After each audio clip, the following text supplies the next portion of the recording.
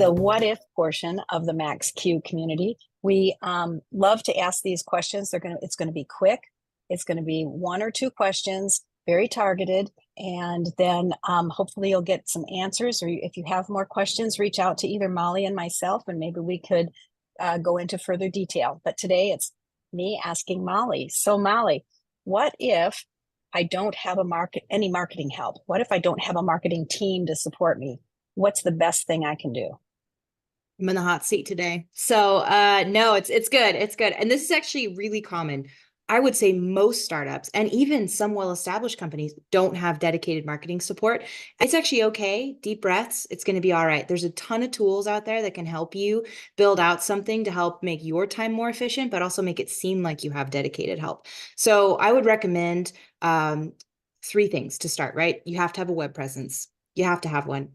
Have to have a website. So how do you do that? Well, Squarespace is great. Wix is great. There's a lot of free tools. There's a lot of great templates that you can choose that can make it really easy. Are you answering, the why on your website on that homepage? Make sure you answer that why, who you are, what you do, and why you're doing it. It has to be answered. So that's for the website.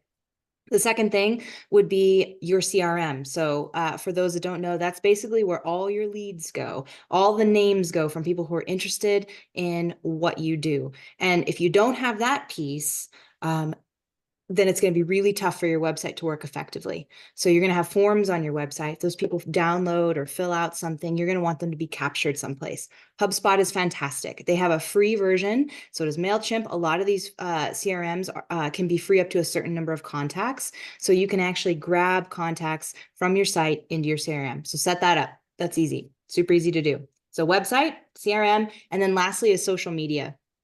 Even if you detest social media, as I do, sorry, it's true. It's important, right? People are still there all the time. They're on LinkedIn, they're on Facebook. It depends on what you're selling. If you're B2B, then focus on LinkedIn first. I always tell people that you don't need to create a TikTok right away. Don't scale fast if you're not going to do it well. I mean, you need to make sure you're doing it well, but at least grab your names everywhere. So that's one regret that I have seen is a startup will grab just like LinkedIn or their URL, but then they won't get their Facebook or TikTok or wherever they eventually want to expand to that name. And then now later on, they're like, oh, shoot, someone has my awesome name and I can't grab that back. And then to maximize social media, to make it easy, there's two things you can do. Hootsuite is a tool I would use, or Sprout Social, or a type of scheduling software. So you can take a Monday, take an hour, schedule out all your social posts. You don't have to think about it for the rest of the week. The hardest part about social media is coming up with what you want to say and doing it with consistency.